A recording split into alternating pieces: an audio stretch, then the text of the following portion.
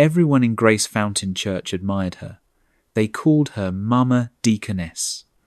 They whispered about her devotion, her prayers, her tears, and her fasts. She was the picture of a perfect Christian woman, dedicated, respected, and envied by many. But behind the halo and the smiles, Sister Adesewa carried secrets. Ambition, desire, and determination burned quietly inside her, hidden beneath the church robes and angelic face. She longed for a husband, but not just any man, a man who reflected her vision of power, spirituality, and influence. What began as prayer and longing soon turned into schemes and deception. The line between faith and ambition blurred, and the pursuit of a perfect life became a path riddled with lies, manipulation, and hidden sins. This is the story of devotion twisted by desire, of admiration, masking, ambition, and of a marriage that was never as simple or as holy as it seemed. Behind the prayers, behind the smiles, the real story was waiting to be told. Grace Fountain Church was always alive on Sundays, but one person stood out among the crowd. "Look at Sister Adesewa," whispered one mother to another. "She is so committed," said a young sister.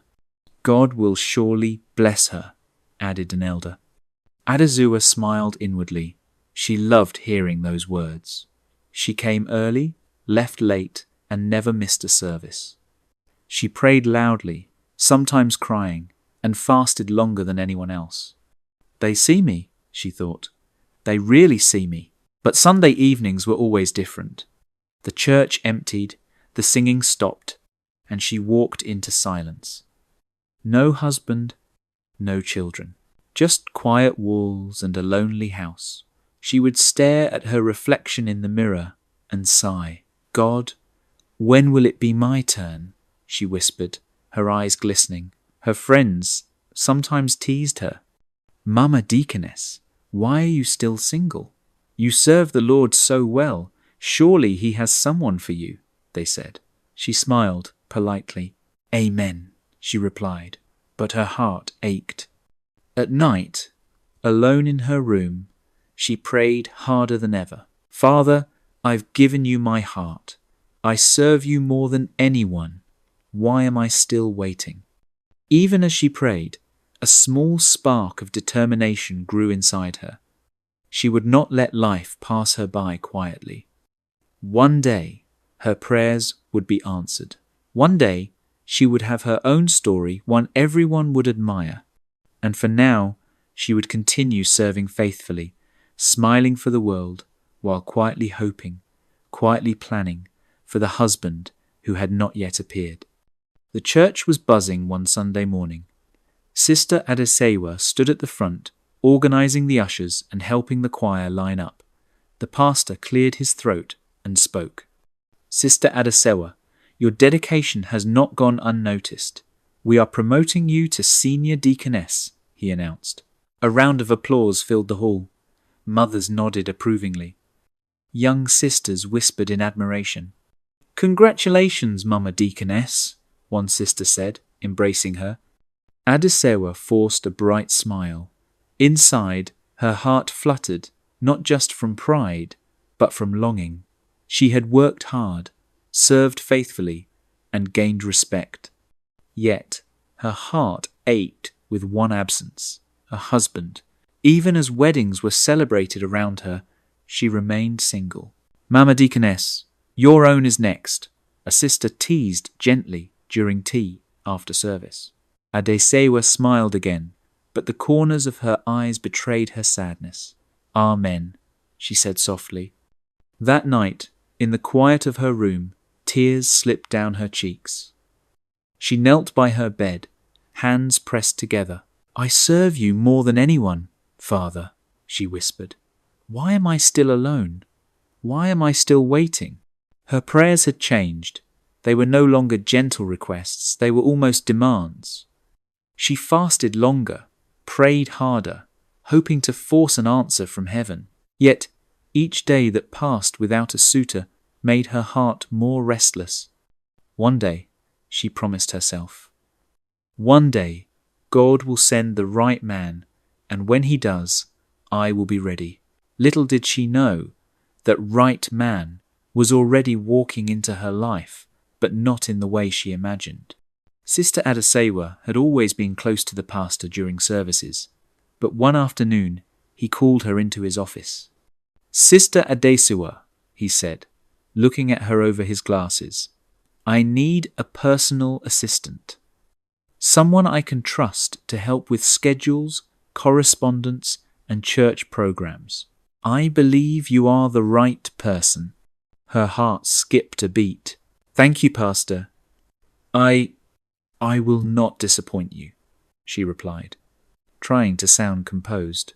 From that day, Adasewa followed him everywhere, revivals, ministrations, and official meetings. She carried his Bible, arranged his files, and made sure his calendar was flawless. People respected her even more now, seeing her close to the pastor. But as she observed him, admiration slowly mixed with desire. Look at the way people obey him, the respect, the authority, she thought. I want a husband like this.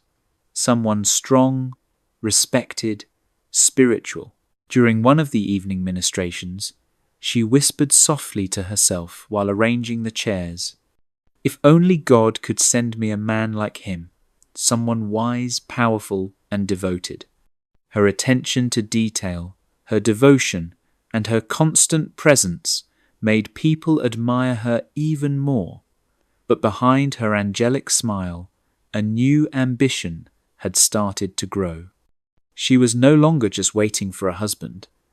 She was imagining a husband in the exact image of her pastor, a spiritual leader, admired by many, and someone she could guide. Little did she know, her prayers and desires were about to collide with a man who would challenge every plan she had in mind. It was a bright Sunday morning when the church doors opened, and a new face caught everyone's attention. "Who is that brother?" whispered one young sister to another, her eyes wide with curiosity. "Brother Sola," came the reply. "He just joined. I heard he is very industrious and serious about God." Sister Adasewa noticed him immediately.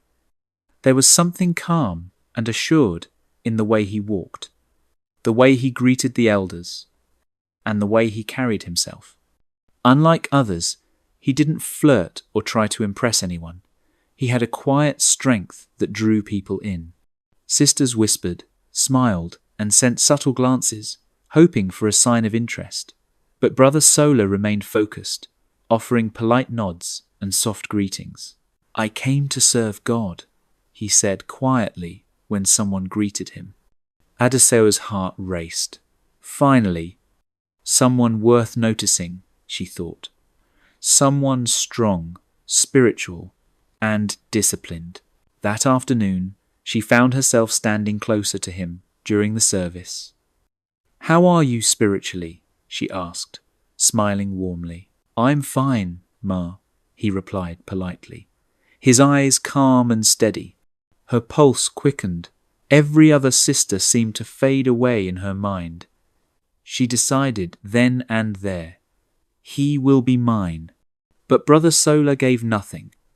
No extra smile, no special attention, just a man committed to God. Adesewa felt a strange mix of excitement and challenge. For the first time, she wasn't admired simply for her service or status. Here was someone she could pursue, someone whose heart and attention she wanted to capture. And so, the stage was set. Sister Adasewa's pursuit had found its target. Brother Sola's presence would ignite a fire in her that she had never felt before. Little did he know, his calm, quiet nature was about to attract a storm he was completely unprepared for. Sister Adasewa could no longer hide her desire. Every time she saw Brother Sola in church, her heart raced. She started finding reasons to speak with him, to offer guidance, and to appear indispensable. "Brother Sola," she asked one afternoon as they walked out of the service, "how is your prayer life going?" "I'm fine, Ma," he replied politely, keeping his distance. Adesewa's smile faltered for a moment. He remained calm, respectful, but uninterested. Most other sisters would have given up, but not her. That evening, kneeling by her bedside, she whispered a prayer that was half plea, half command. Father, you know my heart. Please, bring him closer to me. I am ready. I am devoted. Let him be mine. And, with a business, when that didn't work, she decided it was time for a new approach. She went to the pastor the next morning. Daddy, she said, her voice soft but urgent, I believe Brother Sola is my husband. God has shown me this. But he's hesitant. I don't know what to do. The pastor studied her carefully. After a pause, he leaned forward. Tell him, Sister Adesewa. Tell him you saw him in a dream, that God revealed him as your husband. Adesewa's eyes widened. A dream, Pastor? Yes, the pastor said firmly. It must be presented as a divine revelation. He respects God's will. If you speak it that way, he will listen. She left the pastor's office with a mixture of excitement and fear. This was no longer just prayer or longing, it was strategy, carefully guided by the man she admired most. Adesewa's heart pounded, but she held her composure. Soon, she thought. He will believe. That evening, Sister Adesewa found herself standing at the entrance of the church, waiting for Brother Sola. Her heart pounded. She had rehearsed her words carefully, every tone, every pause. When he arrived, she smiled sweetly. Brother Sola, she began softly, I had a dream last night. God showed me that you are my husband. Brother Sola's eyes narrowed slightly. Sister Adesewa, I'm not sure. Dreams can be misleading. I need confirmation before I can believe something like this. Adesewa's smile did not waver. She had anticipated this. I understand, she said gently. But God is guiding us. Please, pray about it and seek his answer. Days passed, and Brother Sola remained hesitant. Seeing no progress, Adesewa went to the pastor. Daddy, she said earnestly, he's unsure. He's hesitant. What do I do? The pastor leaned back in his chair, steepling his fingers. You must be firm. God has chosen you. Speak as if it is divine. He respects God's will. If you present it as a revelation, he will have no choice but to accept it. Adesewa's eyes sparkled with determination. I will, Pastor. That evening, with the pastor silently supporting from the background, she approached Brother Sola again. Brother Sola, she said, her voice soft but steady. This is God's will. I saw it in a dream. You are my husband, and I believe you are meant to be with me. Brother Sola hesitated, glancing down. He sensed the weight of the pastor's presence behind her words. This is serious, he murmured. I will need more time. The pastor, standing nearby, finally stepped forward. Brother Sola, do not toy with God's plans. This is a divine assignment. Accept it and walk in faith. Cornered, confused, and unwilling to offend the church leadership, Brother Sola finally nodded slowly. If this is God's will, then I will accept, he said quietly. Adesewa's heart soared. It worked. It really worked. But as she left that evening, a new thought crept into her mind. Now it is only a matter of time before everything I desire belongs to me. And so the path to the wedding and the secrets behind it began to unfold dark, ambitious, and dangerously determined. The wedding plans were grand, the church beautifully decorated with white and gold, and guests arriving in joyful anticipation. But behind the smiles, tension lingered. Brother Sola pulled Sister Adesewa aside a day before the wedding. His voice was quiet, almost trembling. Sister Adasewa, there is something I must tell you, he said. She looked at him, smiling softly. What is it, my love? My genotype. It's SS, he admitted.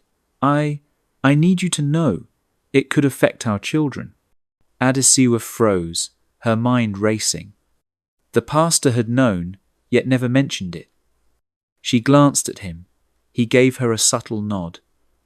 Pride and the desire to maintain appearances pushed her forward. We will go ahead, she said firmly, forcing a calmness she didn't fully feel. God has brought us together. We will trust him with everything. Brother Sola nodded, but unease shadowed his face. The weight of the confession sat heavy in the air. The next day, the church was alive with celebration. Choirs sang, the organ played, and guests clapped and danced. Adasewa walked down the aisle in a stunning white gown, her face radiant with joy. When Brother Sola joined her at the altar, she whispered softly, God has done it. We are here. Yes, he murmured, still unsure, his hands gripping hers tightly. The pastor smiled, eyes shining with satisfaction. Let us begin this sacred union, he said. Vows were exchanged, rings placed, and prayers offered. The congregation erupted in joy. God has done it. God has done it. Adesewa's heart raced with triumph. She had succeeded in capturing the man she desired. But as the cheers filled the church, a shadow lingered over her victory. Behind the veil of celebration, questions and fears silently whispered. Could Brother Sola handle her ambition? Could the marriage survive the truths they had chosen to ignore? For now, none of that mattered. The wedding was perfect, and in the eyes of the world, Mama Deaconess had achieved her ultimate victory. But true tests, she knew, were only beginning. The church echoed with celebration, music, and laughter. Outside, photographers captured smiles, and family members hugged, praising God for the union. But inside the walls of their new home, a very different story began. That very night, Sister Adesewa's smile vanished. She looked at her husband, Brother Sola, sitting quietly, trying to unwind from the day's excitement. Are you stupid? She snapped, her voice sharp. Sola flinched. Adesewa, what are you saying? I said, are you stupid? Don't just sit there like a fool, she yelled, her tone laced with anger. Sola lowered his head, trying to understand. Why are you treating me like this? I thought we were partners. Adesewa laughed, a cold, cruel sound. Partners? Who will believe you if you complain? Everyone thinks I am an angel. At church, I pray and serve God. At home, you are my problem. Sola's eyes filled with hurt, but he remained silent. He had married the woman he admired in the church, only to find that behind her angelic face, a storm had been waiting. Days passed, and the pattern continued. In public, Adesewa smiled, prayed, and appeared perfect. But at home, she insulted him, controlled him, and frustrated every move he made. Sola felt trapped. His faith and patience were tested every single day.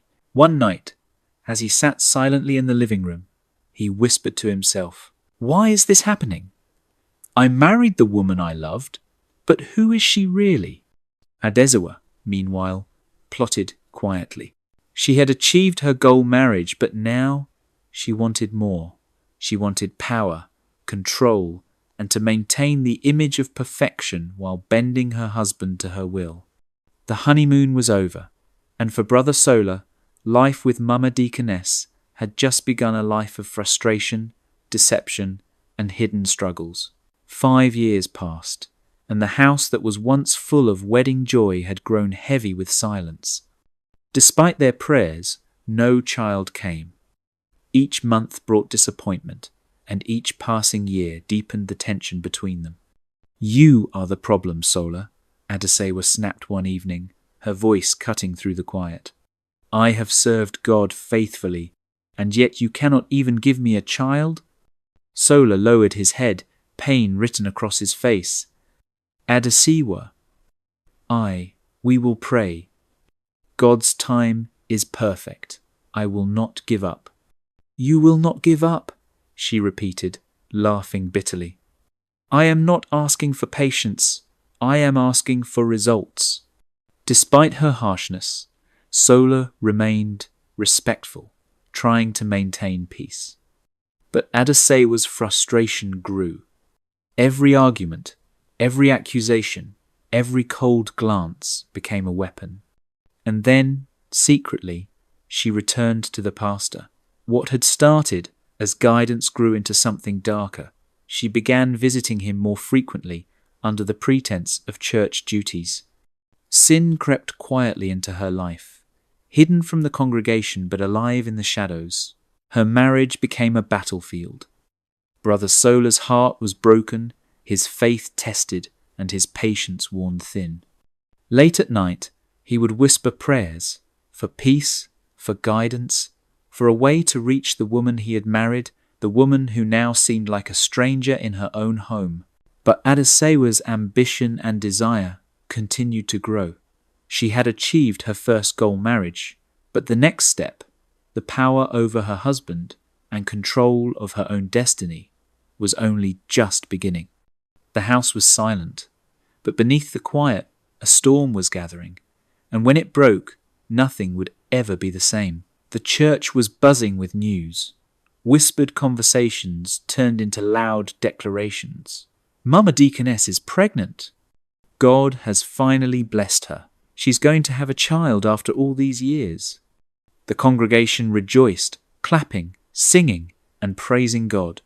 Flowers were sent, gifts were given, and Adesewa walked among the people, smiling, radiant, and seemingly angelic. Brother Sola sat quietly in the corner, his heart heavy. He had prayed, hoped, and waited. Yet, deep down, he feared the truth that only he and Adesewa knew. Behind the smiles and the celebrations, there was a secret one that Adesewa had carried carefully for years. The child she now bore was not the result of their prayers together. It was a product of her schemes, hidden desires, and clandestine visits to the pastor. Sola's eyes filled with tears as he whispered to himself, "God, I really don't understand what's going on anymore. What's going on between my wife and our parish pastor? Why am I feeling that something is not right?" Adesewa, meanwhile, stood tall, basking in the church's admiration. She had won. She had achieved her ultimate ambition: respect, power, and a child that would finally complete her image in the eyes of the world. But as she looked at Sola, a small flicker of unease passed through her. Truth, no matter how carefully hidden, has a way of finding the light. And one day, the church's laughter, the celebrations, and the praises of God would collide with reality. The question was not if, but when. For now, Mama Deaconess smiled, prayed, and walked among the faithful. But behind the veil of perfection, the storm of truth slept, waiting for the right moment to wake.